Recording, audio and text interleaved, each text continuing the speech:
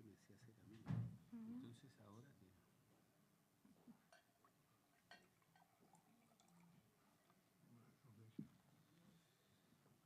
Bueno, muy buenas noches.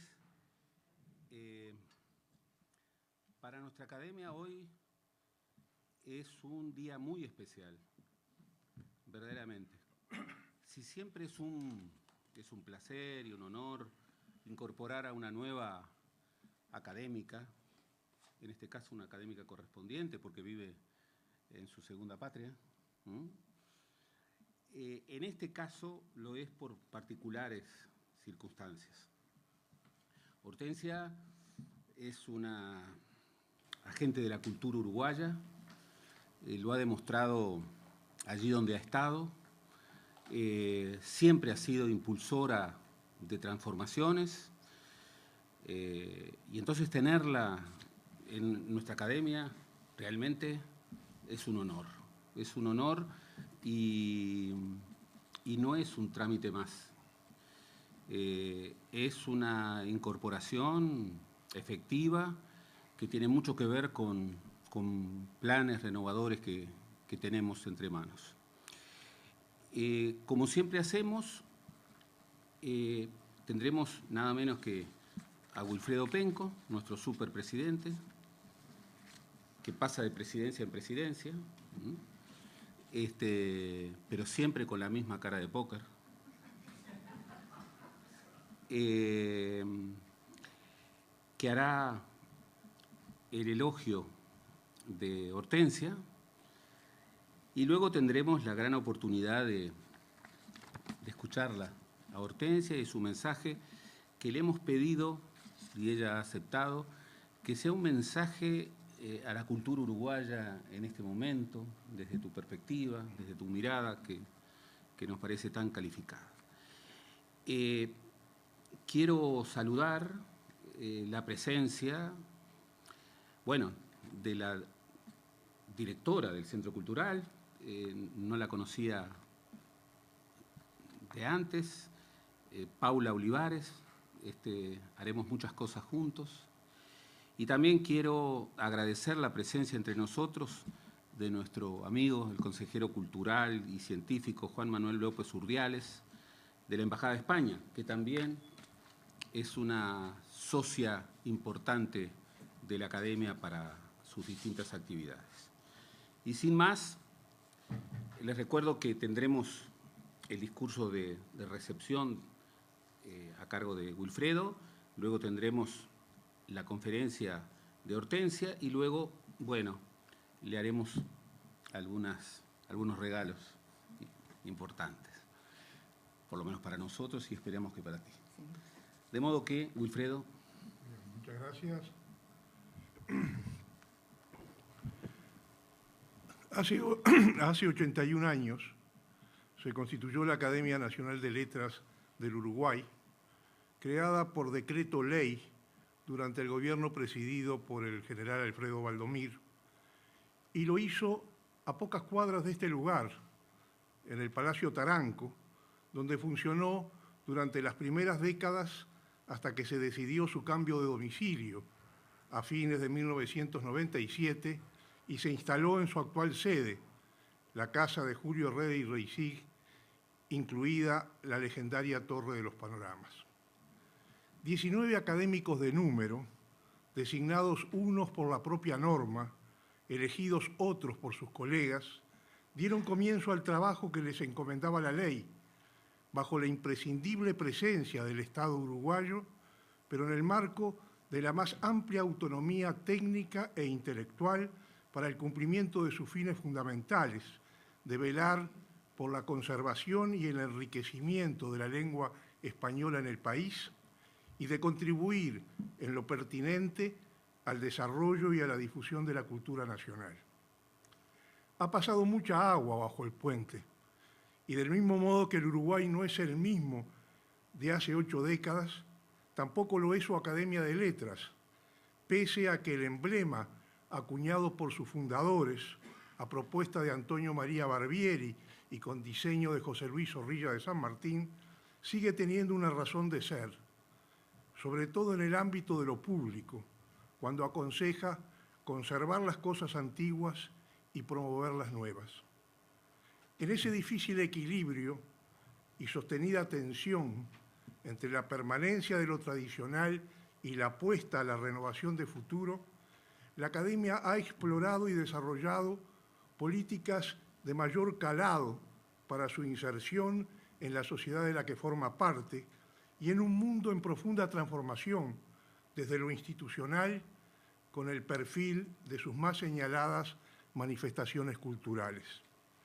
Junto con otras 22 academias, entre las que se cuentan la 3 veces centenaria Real Academia Española y algunas que se remontan al siglo XIX, como la mexicana, la colombiana, la chilena, la peruana, la guatemalteca, nuestra Academia de Letras forma parte de la Asociación de Academias de la Lengua Española y ha participado activamente en proyectos internacionales comunes, desde el fundamental diccionario de la lengua española, como el tan útil Panhispánico de Dudas o el necesario de Americanismos, hasta la vertebradora ortografía y la monumental Nueva Gramática, cuya última edición, revisada y ampliada, que acaba de presentarse en la ciudad de Quito, contó con el aporte de un equipo de uruguayos, encabezado por la académica Marisa Malcuori, quien lamentablemente no llegó a ver el resultado de su notable labor y a quien aprovecho a rendir homenaje en esta instancia. Los académicos de número, sumados, conducen y dinamizan la institución, pero no son los únicos. También los académicos correspondientes han sido integrados desde las normas estatutarias para contribuir al desarrollo y al prestigio de la academia. Algunos son parte de otras corporaciones hermanadas a la nuestra, como la propia Real Academia Española, de la cual figuras relevantes como Víctor García de la Concha, Darío Villanueva, Ignacio Bosque o el actual director, Santiago Muñoz Machado, han sido incorporados como correspondientes a la uruguaya. Asimismo, varios intelectuales de significación, que son nuestros compatriotas y han cumplido su destino en importante tramo fuera del país desde hace muchos años, han aceptado mantener el vínculo con nuestra cultura en su condición de académicos designados y reconocidos por nuestra Academia Nacional de Letras. Tales los casos de Jorge Ruffinelli y Hugo Verani en Estados Unidos, Nora Giraldi, Gabriel Saad y Juan Carlos Mondragón en Francia, Marta Canfield en Italia y la última Premio Cervantes uruguaya, Cristina Peri Rossi, en España. Ahora se suma la profesora Hortensia Campanella, elegida el pasado 5 de julio de 2023 y a quien recibimos en esta instancia que es por todo concepto de celebración. Egresada del Instituto de Profesores Artigas en la sección Literatura, frecuentó libremente cursos de la Facultad de Humanidades y Ciencias y colaboró en el Departamento de Investigaciones Literarias de la Biblioteca Nacional, donde la recuerdo hurgando con paciencia y sostenido criterio en los archivos y las colecciones de nuestros principales escritores que allí se atesoran. Fue docente en diversos institutos públicos y privados de la capital entre 1969 y 1976. Y el año anterior a este último, en 1975, cursó Extramural Studies en la Universidad de Manchester, Gran Bretaña. En 1976, a 3 años de instalada la dictadura en Uruguay, cuando arrecia la represión, parte al exilio en España junto a su esposo, también docente y dirigente gremial. En España obtiene la licenciatura en Filosofía y Letras en la Universidad Complutense de Madrid y realiza estudios de doctorado en Filología Hispánica, así como posgrados en Lingüística y Literatura Iberoamericana en la Oficina Internacional de Información y Observación del Español y en la Universidad de Málaga. Desde 1982 se dedica a la gestión cultural como principal actividad profesional y en ese marco ocupa diversos cargos de responsabilidad, concentrándose su labor en los últimos años en el área de América Latina y la cooperación cultural. Entre otras importantes funciones, se desempeñó como directora del Centro Sociocultural Joan Miró de Móstoles, Madrid, y del Centro Cultural de la Villa, y como directora de Cultura de la misma localidad. Fue consejera técnica del gabinete del presidente de la Sociedad Estatal para el V centenario, coordinadora del área de tribuna de Casa de América, Madrid, delegada de Relaciones Institucionales del grupo editorial Random House Mondadori, directora de Cultura de la ciudad de Rivas hacia Madrid, vocal asesora de Cultura en el gabinete de la Secretaría de Estado de Cooperación Internacional y para Iberoamérica del Ministerio de Asuntos Exteriores de España, directora del Centro Cultural de España en Montevideo, en esta misma casa, y en Santiago de Chile, directora de las Escuelas de Formación Artística del SODRE, consejera del Consejo Directivo del SODRE, y entre 1985 y 1992 fue agente literaria, representando a varios escritores latinoamericanos. En forma simultánea y desde su especialización en filología y lingüística, ha desarrollado y lo sigue haciendo tareas de crítica literaria y periodismo cultural, con numerosas publicaciones en revistas de amplia circulación, tales como Ínsula, Cuadernos Hispanoamericanos, Nueva Estafeta, y en el área cultural de periódicos uruguayos, latinoamericanos o españoles. Durante largos periodos se dedicó a realizar entrevistas a escritores y otros protagonistas de la cultura. Ha participado en diversas obras colectivas, como el Diccionario Bompiani, el Diccionario de Literatura Uruguaya, entre otras, y ha publicado numerosos estudios críticos y prólogos, como en la antología de Mauricio Rosenkopf, De Puño y Letra. Con frecuencia ha dictado conferencias en universidades españolas y otras instituciones culturales. Sus últimas publicaciones han sido la edición de las obras completas de Juan Carlos Onetti, Mario Benedetti, un mito discretísimo, una biografía de Mario Benedetti, y Valió la pena vivir, diálogos en el tiempo, que reúne algunas de las entrevistas realizadas. Ha sido distinguida con la condecoración Lazo de Isabel la Católica. En Uruguay recibió el premio Morosoli a la gestión cultural en 2008 y su labor al frente del Centro Cultural de España en Montevideo fue destacada por la Sociedad General de Autores y Editores y por el SODRE. Por disposición testamentaria de Mario Benedetti, integra con el cargo de presidenta desde 2016 el Consejo de Administración de la Fundación, que lleva el nombre del escritor uruguayo, antiguo miembro de honor de nuestra academia.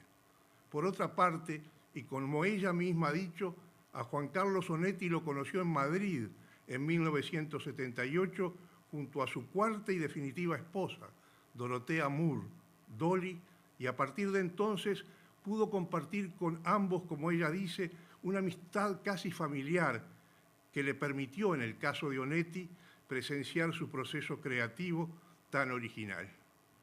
En los próximos días comenzará a circular en el ámbito internacional una nueva edición de La vida breve, novela fundacional y clave del ciclo de Santa María, el espacio pionero y mítico creado por este notable narrador. Se trata del título más reciente de la colección de ediciones conmemorativas de la Real Academia Española y de la Asociación de Academias de la Lengua Española, cuyo objeto es la recuperación de obras emblemáticas de la literatura en español. Como no podía ser de otra manera, entre los estudios introductorios de esta edición se destaca uno del que es autora Hortensia Campanella, quien vuelve una vez más sobre la novela de su admirado amigo, tantas veces por ella leído y estudiado, el primero de los tres grandes uruguayos que obtuvieron el premio Cervantes y al que siguieron nuestra académica de honor, Ida Vitale, y la ya nombrada correspondiente, Cristina Peri Rossi. Es esta una feliz circunstancia, porque hace coincidir la incorporación de la profesora Campanella a la Academia Uruguaya y su participación en la edición con la que todas las academias de la lengua española tributan homenaje al inolvidable Juan Carlos Onetti. Por todos estos motivos y tantos más, le damos de este modo la bienvenida a Hortensia en esta casa que es su casa, de hoy y de siempre, con sus muchos quehaceres convertidos en recuerdos y a los que se suman los muchos también que aún le quedan por sembrar. Muchas gracias.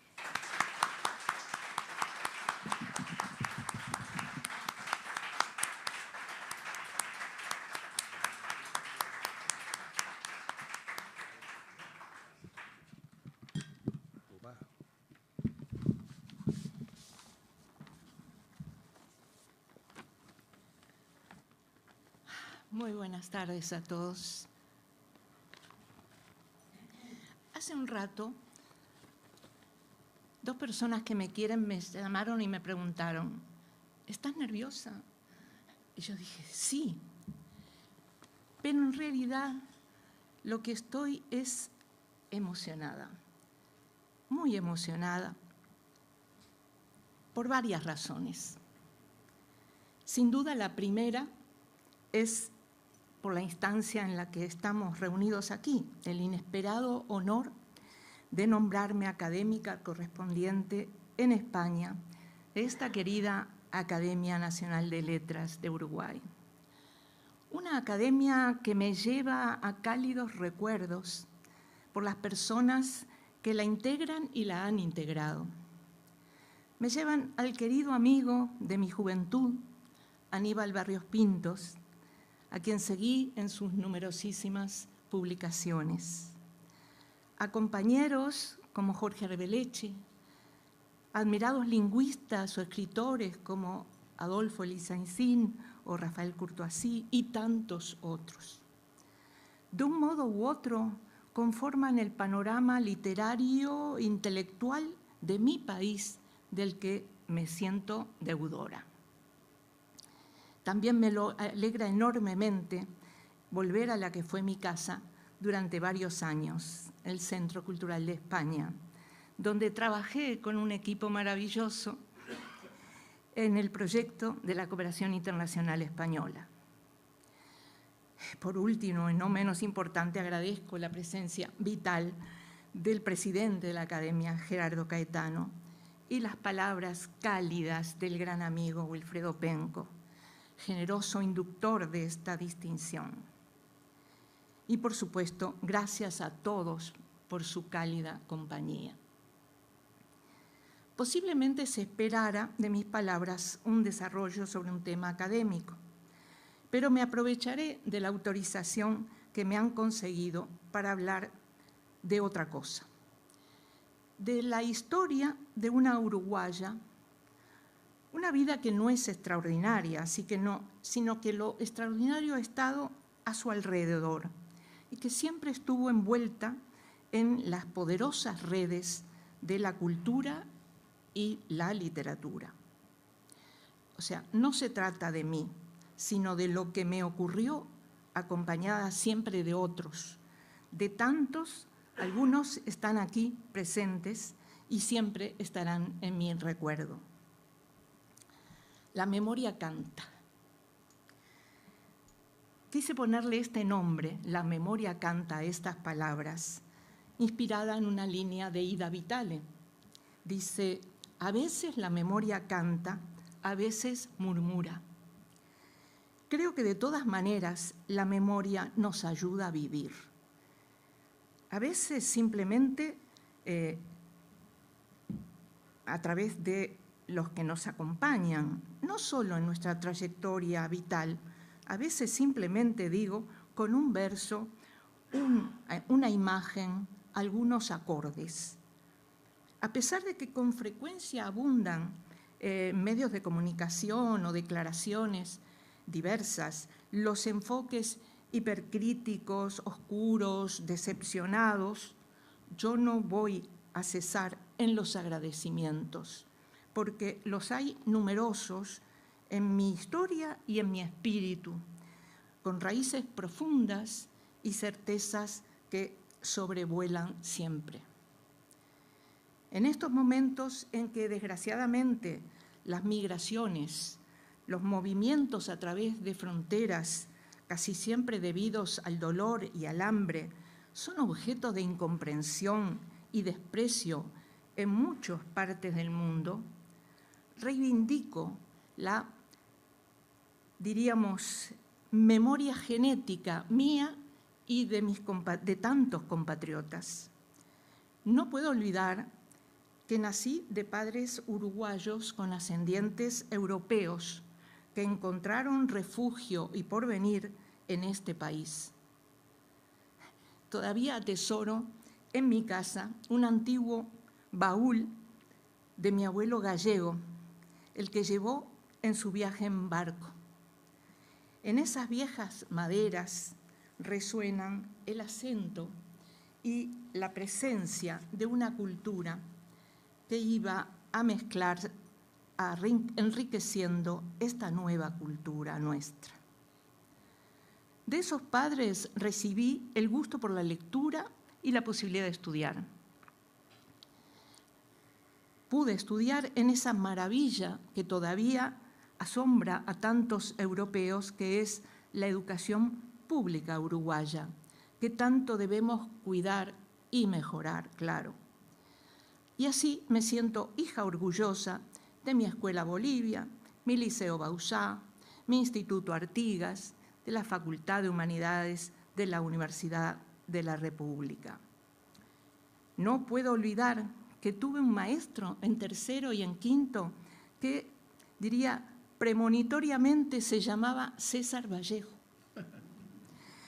Y luego, en preparatorios, tuve un profesor de literatura, el poeta Diego Pérez Pintos, y su delicadeza y profundidad definieron mi vocación.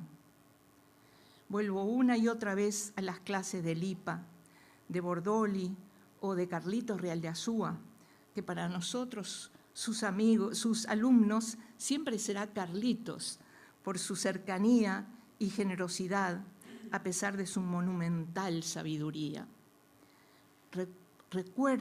Recorro en mi memoria las interminables filas de libros hasta el techo de su casa, mientras me recomienda, hablando todo el tiempo, y presta ejemplares únicos. Fue muy pronto que comencé a valorar la literatura, y mi lectura infantil, por ejemplo, de Emilio Salgari, me permitió discutirle a Onetti, 20 años después, acerca de las virtudes del corsario negro en contra del más popular Sandokan, claro. Pero de aquellos libros amarillos de la colección Robin Hood, pronto pasé a los poemas emocionantemente cercanos de Liber Falco, al Morosoli favorito de mi padre, al más complejo Stendhal, mezclado todo con novelitas de misterio. Hambre era lo que tenía, sin orden ni jerarquías. No soy nada original al sentir que esas historias me introducían en mundos diferentes, interpretaban mis sueños y sin duda eran más excitantes que mi vida normal, donde lo más interesante que podía existir eran las batallitas con pomitos de agua en carnaval, mientras me disfrazaban de dama antigua junto al tablado de la calle Sipe Sipe en mi barrio del Prado. La literatura ha sido para mí, no solo entonces, sino a lo largo de toda mi vida, mi droga y mi refugio. Me he exaltado y he llorado al leer ciertos libros donde me encontraba a mí misma. Pero además, muchos textos me han llevado a otras esferas, y así la musicalidad de ciertos poemas promovieron el disfrute de obras sinfónicas, clásicas, primero en aquellos humildes pero útiles casetes y más tarde en salas de entornos, diríamos, sublimes. No me considero excepcional si reconozco que mi vida, todo ha sido subir escaleras, algunas a las que le faltaban algunos escalones, y parecía que me columpiaba en el aire y arriesgaba a caerme, pero no. Cuando la dictadura me expulsó de mi país, Yo era una humilde pero convencida gremialista, como se llamaba entonces a los sindicalistas. La gremial de profesores de Montevideo fue mi cable a tierra, el lugar para conectar con los problemas sociales que me rodeaban. Entonces yo daba clases, militaba, como dijo Wilfredo, colaboraba en el Departamento de Investigaciones Literarias de la Biblioteca Nacional, desde las 8 de la mañana hasta las 12 de la noche. Nada excepcional en mi entorno, aunque esa última labor, voluntaria, me llenaba de curiosidad y felicidad cada vez que entraba a través de sus archivos en la obra y vida de una Delmira, un Enrique Amorín, un Quiroga. Pero entonces llegó el masazo.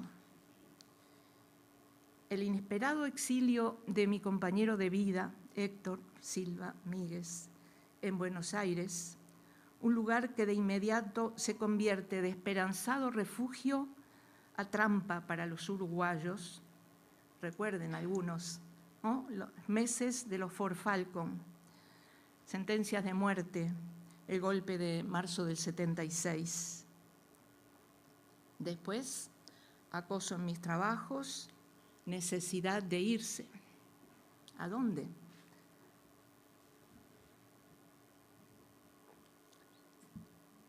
La Embajada de España me otorgó una pequeña beca para estudiar lingüística en Madrid. Desde aquellas lecciones del profesor Rona en el IPA, en las que mencionaba con reverencia a su maestro, el rumano Eugenio Coseriu, nunca imaginé que lo iba a conocer y asistir a sus magistrales clases junto a la de otros lingüistas excepcionales. Ahí entra el baúl del abuelo. Iremos en barco y lo llenaremos con lo que seguramente no tendré medios para comprar allá. Libros, sábanas, ollas, casetes, imágenes para acompañarnos. En el barco fueron 14 días de desgarro a medida que nos alejábamos de afectos y certezas y nos acercábamos a un futuro desconocido. Me faltaba mucho para poder compartir la idea de Eduardo Galeano de que el exilio permite ver las cosas con más realismo, con más fuerza de verdad, me dijo una vez. Entonces para mí todo era confusión. Al llegar a Madrid, mi única guía era que había una librería en la calle del Carmen, cerca de la Puerta del Sol, ese lugar en el que uno puede buscar inútilmente una puerta, porque no la hay, donde se reunían escritores en tertulia semanal. Como quedaba cerca del hostal donde vivimos casi 2 meses, un día me acerqué y encontré un grupo grande de poetas, narradores, críticos literarios y algunos de los llamados hispanistas, o sea, extranjeros especializados en literatura en español. Y allí estaba otro de los que debo gratitud, José Luis Cano, un poeta que había sido un hermano menor de la generación del 27, que había conocido a Lorca, que era amigo de Vicente Aleixandre, él mismo creador de los prestigiosos premios de poesía Adonais y de la revista Ínsula, ese único precario respiradero que hubo dentro de España durante los años más sórdidos, al decir de Francisco Ayala. A finales de 1976, recuerden, muerto Franco, pero todavía sin democracia, esa tertulia todavía era un ámbito de resistencia y solidaridad. Tuve la suerte de dar con él y me sentí cálidamente acogida, casi sin preguntas. José Luis Cano me ofreció su amistad y la riqueza de sus recuerdos, que yo bebía conmovida. Federico, la residencia de estudiantes, la guerra civil en Madrid, el horror oscuro del franquismo. Pude empezar a publicar en esa mítica ínsula algunas pequeñísimas reseñas y un día comenté algo que en Uruguay era bastante conocido. En Saldo había, y hay, un monumento a García Lorca. Enloquecieron de emoción. Nada de eso era posible en la España de entonces. Y gracias al aporte que me había regalado con su relato y con documentos fotocopiados Esther Aedo de Amorín, la viuda del escritor, pude redactar con detalles desconocidos un largo artículo sobre el viaje de Lorca a Montevideo y sobre el monumento que Amorín había levantado a orillas del río Uruguay en un lejano 1953. Llamó la atención, claro. En ese final del 76 y en el 77 parecía estar naciendo todo allí. Sin duda, la salida de la dictadura franquista fueron años de pasión, de temores, de mucho dolor y dudas, pero el pozo que iba quedando en las instituciones y sobre todo en el espíritu de los españoles fue la base de un luminoso ambiente cultural. En lo literario coincidían las distintas generaciones de creadores en plena producción, como Juan Benet o Mercé, algunos mayores que habían sufrido la censura durante décadas, como fue el caso como José Hierro o Francisco Nieva o Buero Vallejo, y otros regresaban del exilio, como Rafael Alberti o Rosa Chacel. Muchos de ellos habían participado activamente en la lucha política. Daban opinión, eran interrogados acerca del futuro, de los proyectos personales y colectivos, del destino del país. Había interés en los medios de comunicación y en el público por sus obras y florecían los teatros y las editoriales. Y yo me sentí espectadora privilegiada solo por estar ahí. Pero además, España y su gente acogieron con amplitud a los exiliados que huían en esos años, especialmente del Cono Sur. Los españoles conocían muy bien el horror que esa gente había vivido y la gran mayoría encontraron espacios para una vida necesariamente doliente, pero libre.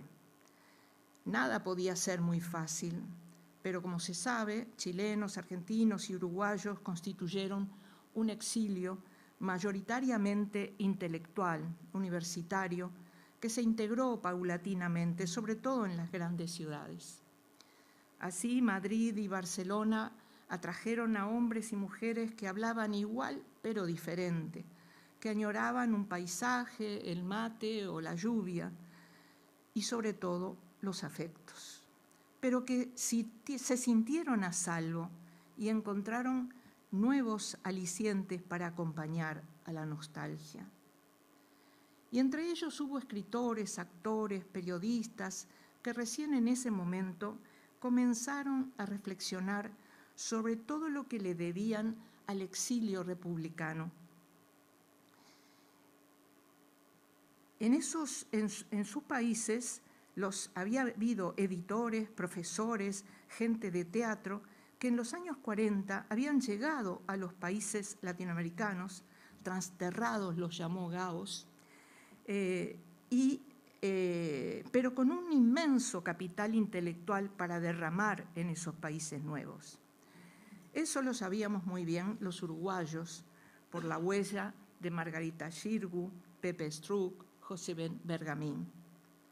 Entonces, algunos de esos exiliados latinoamericanos se convencieron de que podían aportar a esa tierra que los recibía con generosidad, y otros simplemente se sintieron libres de crear, aunque les faltaran las raíces. Empezaron a mezclarse con colegas, a compartir conocimientos y vivencias, empezaron a hablar. Y todos empezamos a darnos cuenta de que la realidad es proteica, misteriosa, audaz, y que nos podemos salvar solo si la acompañamos, sin idealizarla, pero también sin caer en victimismos. Yo estudiaba, me habían convalidado el título del IPA, conseguí la licenciatura, escribí aquí y allá, y disfruté cuando algunos medios literarios muy interesantes, como Cuadernos Hispanoamericanos o Nueva Estafeta, me abrieron solidariamente sus páginas, como lo había hecho Ínsula.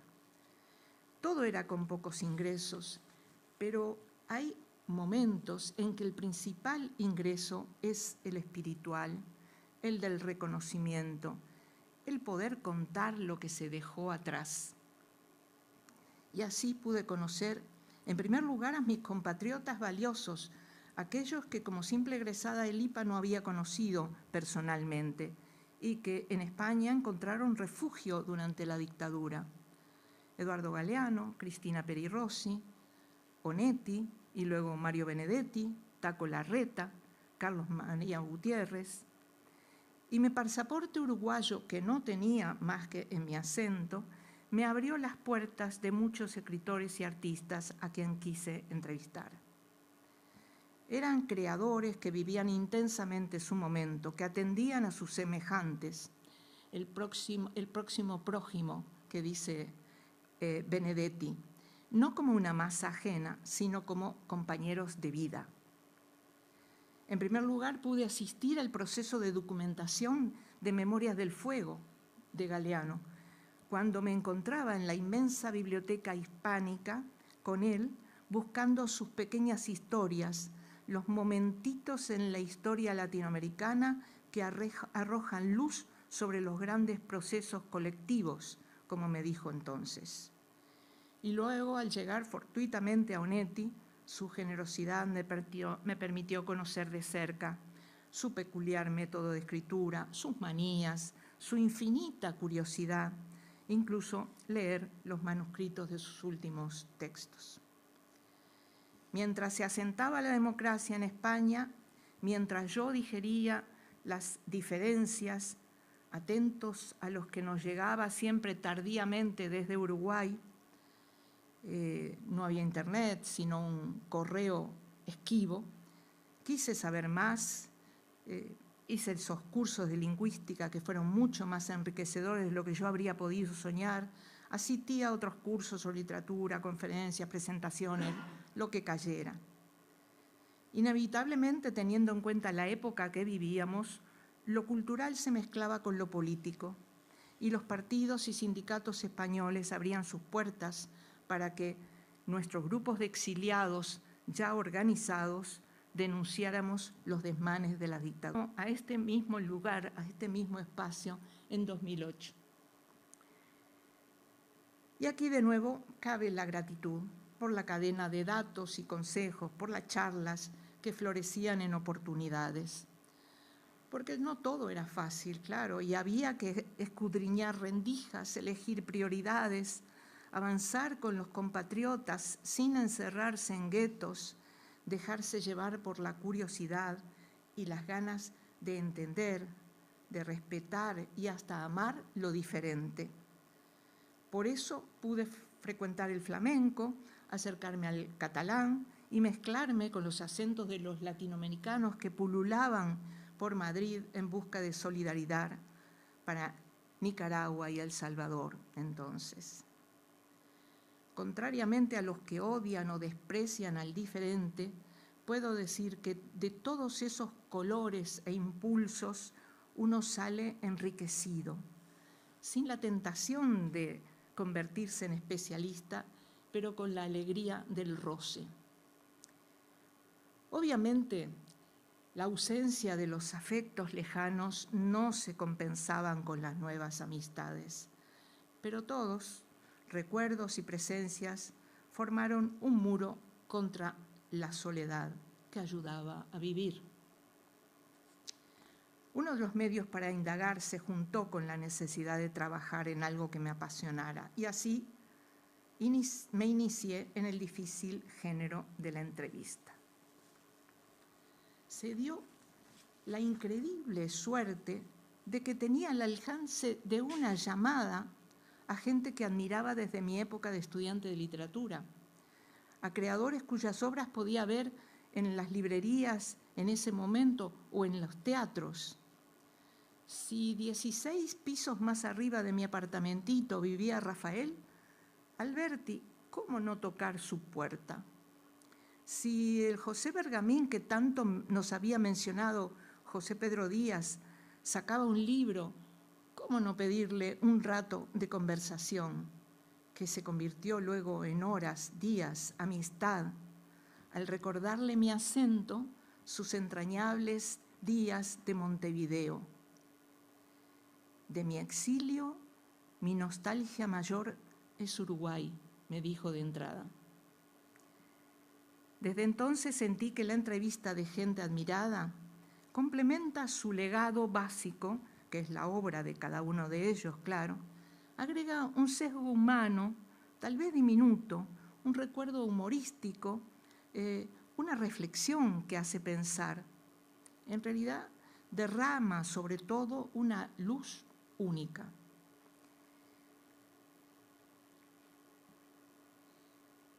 De ahí mi gratitud ante decenas de escritores, historiadores, teatreros, músicos, gente de cine.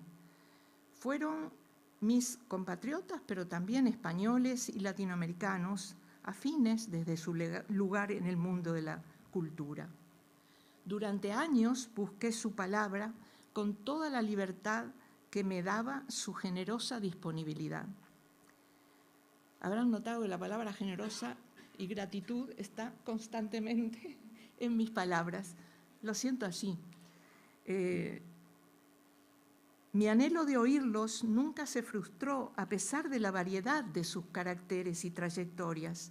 Como comparar, por ejemplo, a Onetti con Antonio Gades. Sin embargo, ambos admirables. Así pude disfrutar de la inmensa riqueza de sus reflexiones, sus confidencias, el tejido fascinante de su obra en marcha. Todos me interesaban, porque ese era mi privilegio como freelance. Nadie me obligaba a la elección. Y en algún momento aparecieron ocasiones excepcionales, como compartir un día entero con Edward Said, poco antes de su muerte. Pero además todos me ayudaban a abrir mi mundo y mi experiencia, a estudiar más antes de atreverme a solicitar una entrevista con un Cortázar, un Silvio Rodríguez, un Leopold Sédar Senghor, uno de los creadores de la concepción sociopoética de la negritud. A este último lo conocí cuando era presidente de Senegal, pero lo que lo hizo hablar más fue que yo me interesara en su poesía antes que en su cargo. Aunque siempre estaba la literatura cerca, la oportunidad de trabajar en otras cosas apareció de improviso. Fruto de esas charlas generosas con el periodista Fernando Pajares, con el poeta Félix Grande, me enteré de un concurso para llevar adelante una red de centros culturales que los nuevos políticos democráticos consideraban, con una sabiduría que a veces he añorado en otros momentos, fundamentales para sustentar el tejido social. Tal vez por eso entonces la tarea se llamaba animación sociocultural. Y aunque ahora no se llame animación sociocultural, creo que es un ejemplo muy interesante para todos nosotros. De nuevo se juntaron la comprensión, la solidaridad, la confianza. El psicólogo que hacía la criba en el concurso aceptaba mis méritos, pero dudaba al considerarme hiperpolitizada. ¿Cómo ser de otra manera en mis circunstancias?, decía para mí, mis adentros. Pero en definitiva me dio la oportunidad. Sin duda entendió que no podía abandonar mis raíces, pero tal vez podía cultivar nuevas flores. Así, en un centro con nombre prestigioso, Joan Miró, a 20 kilómetros de Madrid, empezó mi trabajo como gestora cultural, trabajo que ha ocupado prácticamente el resto de mi vida, con saltos diversos que entonces no podía siquiera intuir. A pesar de que la dictadura aquí no cedía, mi vida se asentaba lejos. La vocación de traductor literario de mi pareja encontraba eco en varias editoriales y llegó El hijo querido. La gestión cultural muy pronto se convirtió en mucho más que un trabajo. Fue un privilegio y una pasión. La desarrollé en ese pueblo, pero también en la Casa de América de Madrid, esa maravillosa herencia de los festejos del quinto centenario, donde encontré la luminosa presencia de la escritora Rosa Regás. También dirigí la cultura en una pequeña ciudad, en fin, y sentí el entusiasmo por lo que significaba la cooperación internacional española, aquí en este Centro Cultural de España y en el de Santiago de Chile. Y a volver a Uruguay, también lo hice en el Sodre, por la, para mí, extraordinaria ocurrencia de Fernando Butazzoni y María Pollack, y más tarde también de María Julia Muñoz. Incluso en la Fundación Mario Benedetti he tratado de aportar en ese sentido. En todo momento, pero con muy diversos enfoques y situaciones, el trato, el ir junto a artistas e intelectuales, el gestionar y facilitar su labor, hizo que me sintiera que iba creciendo, que sintiera que iba creciendo como persona. Me sentí no solo feliz, sino útil. Pude dialogar con adictos y con directores teatrales, organizar seminarios con ministros latinoamericanos o encuentros feministas, armar exposiciones de artistas como Canogar o didácticas pensando en los niños.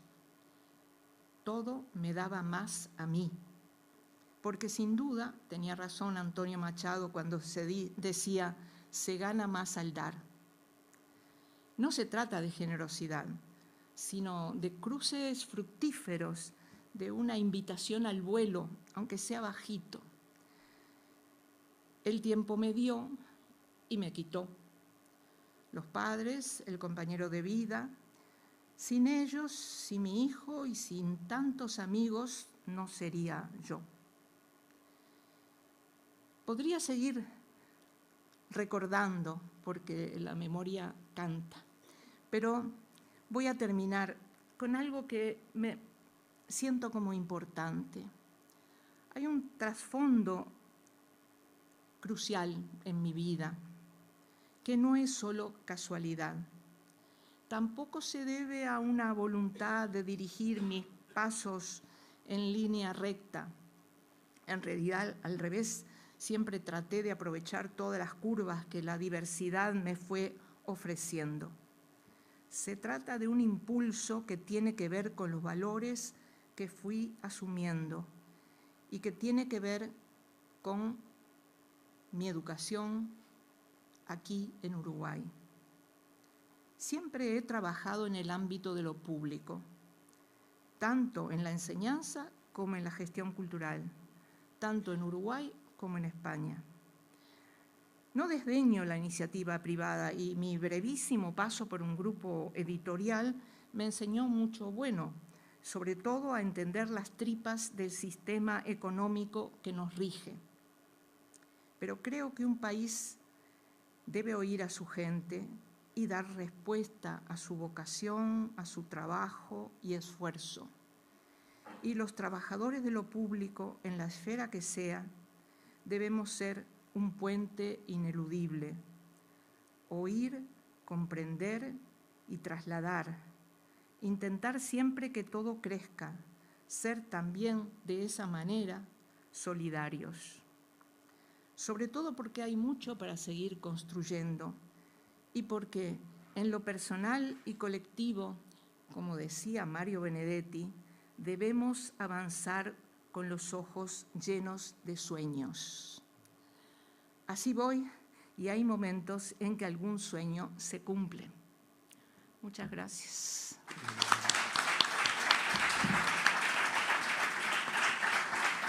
No sé si cumple con lo que querías. Maravilloso.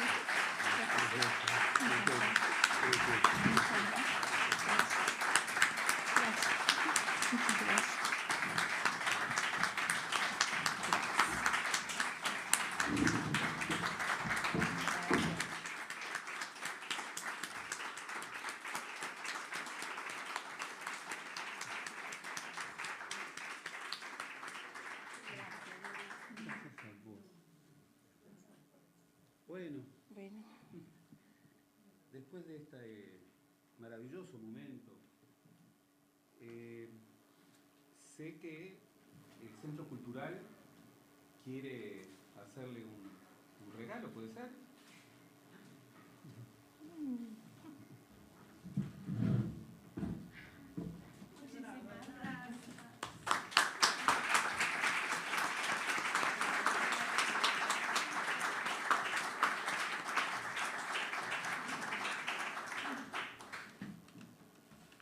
Bueno, y nosotros somos una academia un poquito pobre.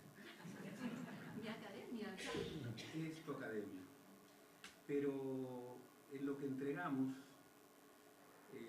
ponemos el alma. Y después de escucharte,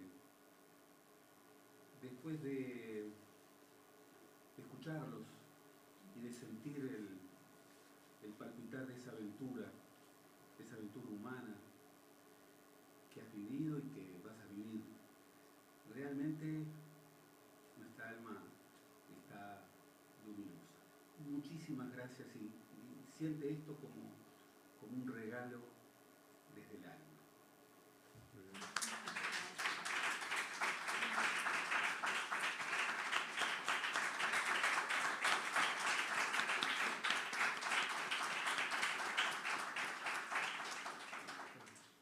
Qué maravilla. Gracias, de verdad. Me emociona. Como les decía al principio y al final, estoy emocionada. Y les agradezco a todos ustedes que hayan venido y me hayan acompañado en este momento que es importante, y a la academia y a los académicos presentes y a Wilfredo y a Gerardo. Gracias. ¿Qué voy a hacer? Y lo que vas a trabajar con nosotros.